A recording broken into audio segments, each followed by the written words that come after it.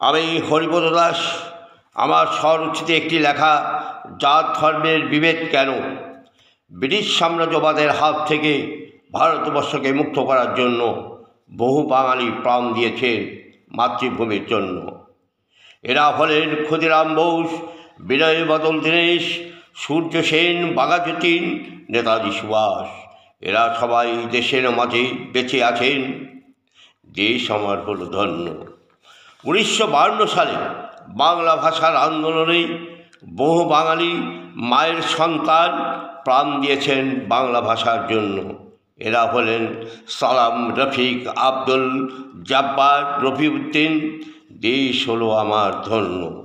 আমার ভারতবর্ষ গণতন্ত্রের দেশ।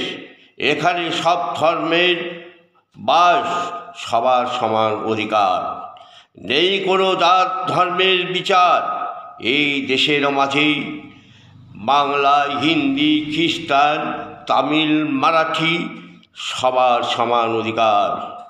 কে বা কারা ভাষা ধর্ম নিয়ে ভাই ভাইয়ের মধ্যে করছে বিভেদ কেন? এ কোন মানবতার সভ্যতার পরিচয়? আমরা সব ধর্মের মানুষের সাথে এক হয়ে হাতে হাত ধরে শান্তি চাই, ভালোবাসা দিয়ে বাঁচতে চাই। ভারত আমার মহান দেশ, ভারত আমার মাতৃভূমি। নমস্কার।